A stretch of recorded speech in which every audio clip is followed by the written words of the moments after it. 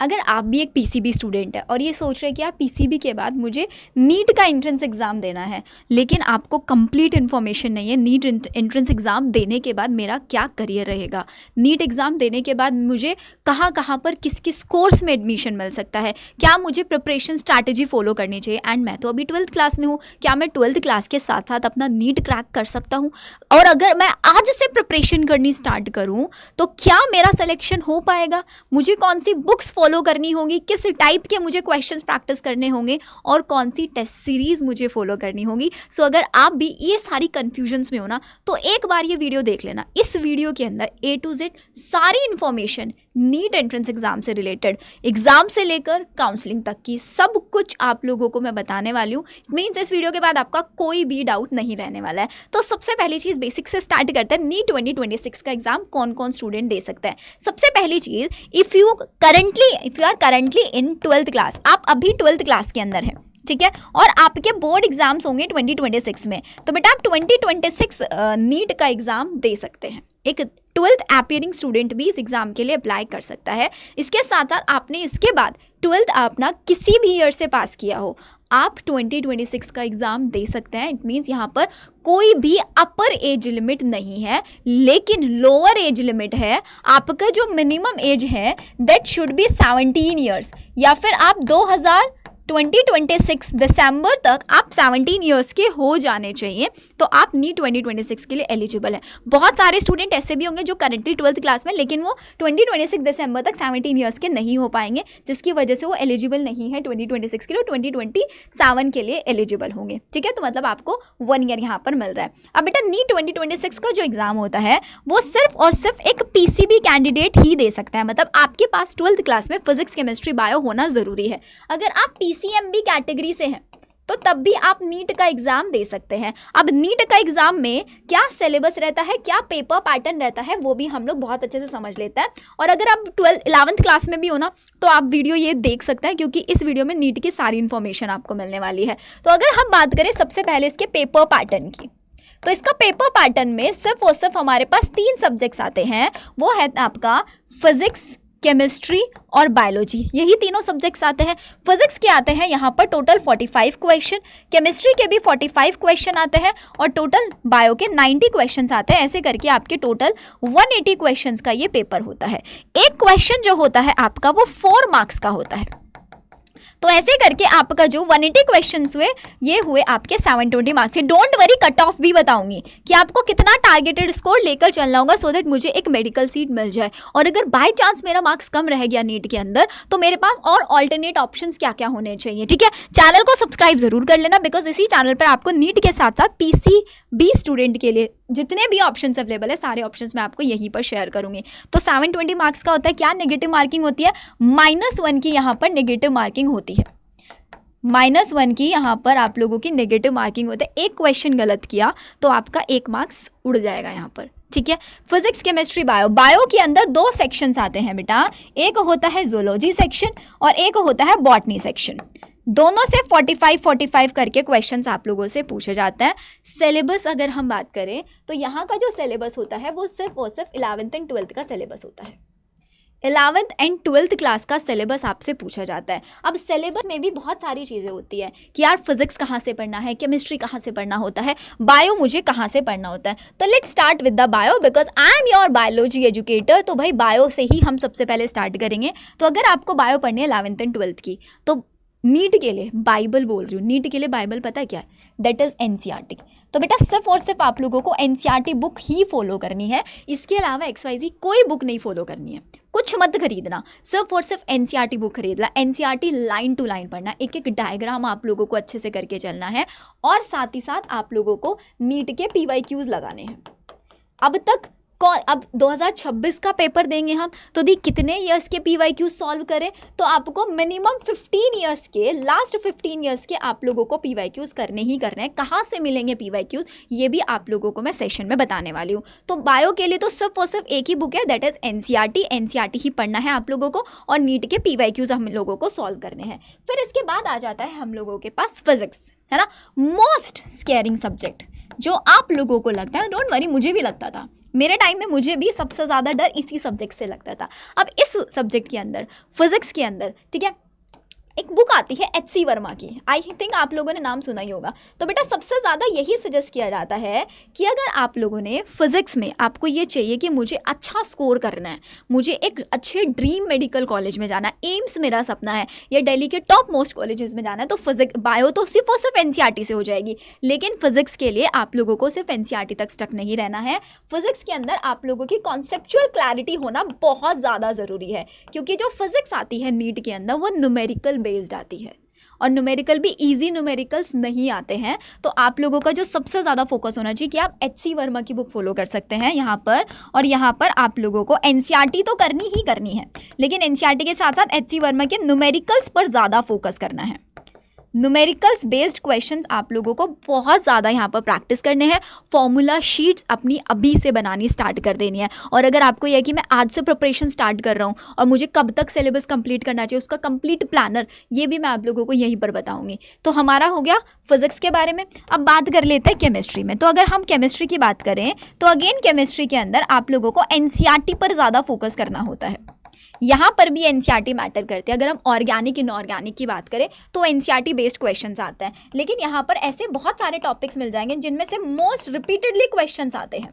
NEET के अंदर most repeated questions आप लोगों को यहाँ पर देखने के लिए मिलता है केमिस्ट्री में। तो आप लोगों को PYQ के बेसिस पर आप यहाँ पर करना है। इफ़ यू वांट, अगर आप लोग चाहते हैं, just comment in the video के कमेंट सेक्शन में आप लोगों को टाइप करना है कि दी हमें फिजिक्स केमिस्ट्री बायो तीनों के हाई वेटेज चैप्टर्स बता दो कि जिस चैप्टर में से लास्ट ईयर सबसे ज़्यादा क्वेश्चन किस चैप्टर में से आए हैं। तो अगर आपको वो भी चाहिए कमेंट सेक्शन में एक बार टाइप कर देना, तो मैं नेक्स्ट वीडियो उसी के ऊपर बना दूंगी आप लोगों के लिए कि क्या वेटेज रहता है, कौन से चैप्टर पे ज़्यादा फोकस करना है, कौन से चैप्टर पर आप लोगों को कम फोकस करना है। तो ऐसे हम लोगों ने कर लिया। केमिस्ट्री के अंदर आपको कोई एक्स्ट्रा बुक करने की ज़रूरत नहीं है। NCERT बेस करो, कॉन्सेप्चुअल क्लैरिटी करो, यूट्यूब से आप लोगों को हज़ारों टीचर्स मिल जाएंगे, जिस टीचर का समझ में आता है वहाँ से आप लोग पढ़ लो। अब बात आती है दी पढ़ तो लेंगे, लेकिन द मेन थिंग इज़ कि मुझे ना क्वेश्चंस लगाने हैं। तो बेटा क्वेश्चंस के लिए ना आप लोगों को मैं एक टेस्ट सीरीज़ यहाँ पर सजेस्ट कर रही हूँ, ठीक है। ये टेस्ट सीरीज़ अभी 16 नवंबर से स्टार्ट होने वाली है, that is NBTS 4.0 online test series है।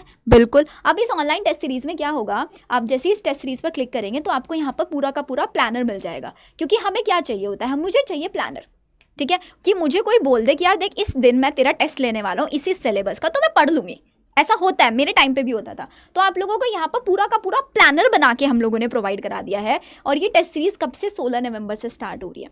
16 नवंबर से आपको पूरा सिलेबस भी दे दिया है कि बेटा देखो फिजिक्स के अंदर बेसिक मैथ्स आएगा, मोशन इन स्ट्रेट लाइन, यूडी motion in a plane vector आएगा, केमिस्ट्री में मोल कॉन्सेप्ट और ये सब आएगा, बॉटनी में लिविंग वर्ल्ड, बायोलॉजी का क्लासिफिकेशन, जोलॉजी में ये सेक्शन आएगा। पढ़ लो, रिवाइज करो अच्छे से, और आप लोगों को टेस्ट यहाँ पर प्रोवाइड कर दे। अब ऐसे जब आप टेस्ट रेगुलरली देते रहेंगे ना, तो बेटा आप लोगों का जो सिलेबस है ना, वो कहाँ तक, पार्ट टेस्ट में 8 फरवरी तक फिनिश हो जाएगा। अगर आप अभी 12th क्लास में बोर्ड एग्जाम्स भी देना तो आपकी उसकी भी तैयारी हो जाएगी। देन इसके बाद आप लोगों को यहाँ पर फुल सिलेबस टेस्ट स्टार्ट हो जाएंगे। द बेस्ट चीज़ इज यहाँ पर बेटा, जस्ट अ सेकेंड, पेन गिर गया था, ठीक है। तो जस्ट अ सेकेंड, यहाँ पर क्या है, सबसे पहली चीज़ आपको द मोस्ट इंपॉर्टेंट चीज़, सारे टेस्ट ऑनलाइन मिलने वाले हैं। साथ ही साथ जो मैंने आपको बोला ना बेटा PYQ बहुत ज़्यादा ज़रूरी होता है, तो यहाँ पर आप लोगों को PYQs में मतलब टोटल 38 है, मतलब ऐसे मान के चलो 5 से 6 हज़ार आप लोग क्वेश्चन सॉल्व करोगे। तो ऑनलाइन एंड फॉर्मेट में मिलेंगे आपको, फुल लेंथ टेस्ट मिलेंगे आपको। 2013 से लेकर 2025 तक के 13 ऑनलाइन टेस्ट यहाँ पर मिलने वाले हैं। तो आप ऑनलाइन इन टेस्ट को भी अटेम्प्ट कर सकते हैं। कुछ नहीं करना है, अड्डा 24/7 का आप लोगों को वेबसाइट पर जाना है। वेबसाइट पर जाओगे आप लोग, यहाँ पर नीट ड्रॉपर वाले सेक्शन में आना, NBTS 4.0, इसका लिंक आपको डिस्क्रिप्शन में मैं दे दूंगी, ठीक है, वहाँ से आप ले लेना। बाय नाउ पर आपको सिंपल क्लिक करना है, ठीक है। अब इसका प्राइसिंग कितना है, इसका प्राइसिंग है सिर्फ और सिर्फ 1158, सिर्फ 1158 है। अगर आप यहाँ पर कूपन कोड यूज़ करेंगे, कूपन कोड में आपको नाम डालना है शिवी, ठीक है, मेरा ही निकनेम है, ठीक। अप्लाई करोगे तो आपको एक्स्ट्रा डिस्काउंट मिल जाएगा। सिर्फ 999 में टेस्ट सीरीज मिल जाएगी, सिर्फ 999 में 5000 क्वेश्चन मिल रहे हैं, 5000। अब बच्चे क्या करते हैं, 4-4, 5-5 हज़ार के लिए टेस्ट सीरीज ज्वाइन कर लेते हैं, लेकिन यहाँ पर आप लोगों को सब कुछ 38 टेस्ट दे रहे हैं। मिनिमम में पूरा शेड्यूल आप लोगों को यहाँ पर दिया जा रहा है। तो अगर आप लोगों को लगता है कि यार मेरे को अच्छा लेवल अप क्वेश्चन प्रैक्टिस करना है, जिस टाइप के क्वेश्चन आते हैं एग्जाम में, तो वो आप यहाँ से कर सकते हैं फिजिक्स केमिस्ट्री बायो के। ठीक है, चलिए, तो ये तो हमारी टेस्ट सीरीज वाली बात हो गई, सिलेबस हम लोगों को पता चल गया। अब इसके एप्लीकेशन फॉर्म कब आते हैं, तो बच्चा इसके जो एप्लीकेशन फॉर्म आते हैं वो आप लोगों के एग्जाम कब होता है, एग्जाम की अगर हम बात करें तो इसका एग्जाम इस बार है 3 मई को। हमेशा एवरी ईयर जो भी मई का फर्स्ट संडे होता है, फर्स्ट वीक का संडे, उसमें एग्ज़ाम कंडक्ट होता है। तो ये इस बार 3 मई को एग्ज़ाम कंडक्ट होगा। इसका जो एप्लीकेशन फॉर्म्स हैं वो आप लोगों के मार्च में आ जाएंगे। मार्च में जब आप लोगों के बोर्ड एग्जाम्स चल रहे होते हैं उस टाइम पे आप लोगों के एप्लीकेशन फॉर्म आ जाएंगे। एप्लीकेशन फॉर्म कैसे फिल करना है, क्या क्या डॉक्यूमेंट्स लगेंगे, इसकी सारी इन्फॉर्मेशन मैं आपको यहीं पर इसी चैनल पर प्रोवाइड कराती रहूँगी। तो आप लोग चैनल तो सब्सक्राइब करके रखोगे ही, ठीक है। अब ये तो एप्लीकेशन फॉर्म हो गया, एग्जाम हो गया। अब एग्जाम होने के बाद मान के चलो कम से कम 12 से 15 दिन के बाद इसका रिजल्ट आ जाता है, या 1 महीना भी लगा देते हैं, 1 महीने के अराउंड आप मान के चलना रिजल्ट इसका आ जाता है। देन रिजल्ट आने के बाद होती है इसकी काउंसलिंग स्टार्ट। यहाँ से मेन पार्ट स्टार्ट होता है नीट का मोटिवेशन, कि नहीं चलो ठीक है एग्जाम तो दे देंगे हम लोग, तैयारी भी कर लेंगे, लेकिन द मोटिवेशन। तो बेटा इस एंट्रेंस एग्जाम के थ्रू, नीट 2026 के थ्रू आप क्या क्या कर सकते हैं।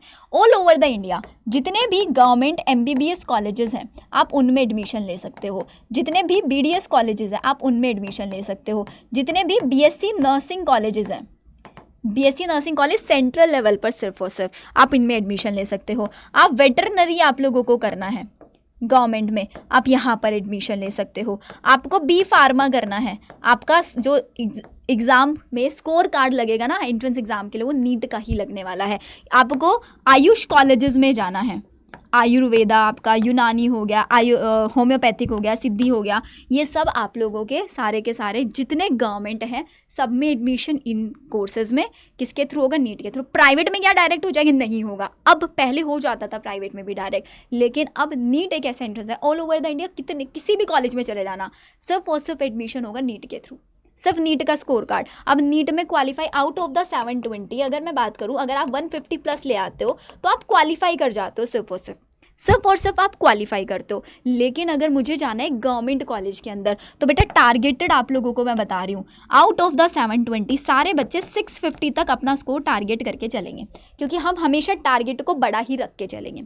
650 किसी भी कैटेगरी से बिलोंग करो, डजेंट मीन कि आपके, ऑफकोर्स कैटेगरी वाइज वेरी करता है, लेकिन सबके टारगेट ये होना चाहिए 650। एंड इफ़ यू वांट कि आपको मैं कैटेगरी वाइज भी एक्सप्लेन करूँ तो आप मुझे वो कमेंट सेक्शन में बता देना, ठीक है। तो हम लोगों ने देख लिया। अब जितने भी प्राइवेट हैं वहाँ पर भी अब बात आती है कि मैं यूपी स्टेट से बिलोंग करती हूँ, मैं हरियाणा स्टेट से बिलोंग करती हूँ, मैं अपने ही हरियाणा में BSc नर्सिंग में MBBS BDS में एडमिशन लेना चाहते हो आयुष में, तो आप ऑल इंडिया काउंसलिंग तो करोगे, मतलब नीट के थ्रू आप ऑल ओवर द इंडिया इनमें से किसी भी गवर्नमेंट कॉलेज में जा सकते हो बेस्ड ऑन योर रैंक, ठीक है। आप अपने ही स्टेट में भी जा सकते हो, इसका पूरा काउंसलिंग प्रोसेस होता है। अगर हम यहाँ पर इसको स्टेप बाय स्टेप डिस्कस करें तो हमारे पास 2 टाइप की काउंसलिंग्स होती हैं नीट के थ्रू। जब आप नीट का एग्जाम दे देंगे आप अच्छी सी रैंक लेकर आएंगे, क्योंकि टेस्ट सीरीज आप ज्वाइन कर लेंगे और अच्छे से मेहनत करेंगे। तो 2 टाइप की काउंसलिंग होती है, एक होती है ऑल इंडिया काउंसलिंग और एक होती है बेटा स्टेट काउंसलिंग। और ये सब सिर्फ किसके थ्रू होती है, ये सब सिर्फ और सिर्फ थ्रू होती है नीट स्कोर कार्ड के बेसिस पर। ऑल इंडिया के थ्रू आप लोग सारे कोर्सेज में ऑल ओवर द इंडिया जितने भी कॉलेजेस हैं उन सब में एडमिशन ले सकते हो। 15% सीट जो स्टेट की होती है ऑल इंडिया के थ्रू फिल होती है, और बाकी जो 85% सीट्स होती हैं आपके पर्टिकुलर स्टेट की। अब इसको एग्जांपल देकर समझाती हूँ। मैं यूपी से हूँ, यूपी में 100 सीट्स हैं किसी MBBS कॉलेज के अंदर, ठीक है। तो अब मैं क्या कर सकती हूँ, इस यूपी की MBBS की स्टेट वाली सीट ले सकती हूँ। आपका स्टेट रैंक यहाँ पर मैटर करेगा। मेरे पास यूपी का डोमिसाइल है तो यूपी की जो 85% सीट्स हैं मैं उनके लिए एलिजिबल हो जाती हूँ। लेकिन मैं यूपी में नहीं लेना चाहती, मैं हरियाणा में लेना चाहती हूँ, तो हरियाणा की जो 15% सीट्स है ऑल इंडिया वाले के लिए मैं उसके लिए अप्लाई कर सकती हूँ। मतलब ओवरऑल बोले तो बहुत सिंपल तरीके से आपको बताती हूँ, NEET is the only entrance exam जिसके थ्रू आप अपना मेडिकल करियर स्टार्ट कर सकते हैं। नॉट ओनली दिस, जितने भी कॉलेजेस हैं आज के टाइम में सब सिर्फ और सिर्फ नीट स्कोर कार्ड के बेसिस पर ही एडमिशन लेते हैं। एप्लीकेशन फॉर्म मैंने आप लोगों को बता दिया, पेपर पैटर्न आप लोगों को बता दिया, टेस्ट सीरीज आप लोगों को बता दिया क्या करना है। अब इसके साथ साथ एक और कन्फ्यूजन आप लोगों का होगा कि दी हमें अगर BSc नर्सिंग करना है नीट के थ्रू तो क्या बीएससी नर्सिंग वर्थ इट है? बिल्कुल। आप अगर बात करेंगे बेटा बीएचयू की, बनारस हिंदू यूनिवर्सिटी, अगर आपको वहाँ से बीएससी नर्सिंग करना है तो वो नीट के थ्रू होता है। आपको जिपमर से बीएससी नर्सिंग करना है, ठीक है।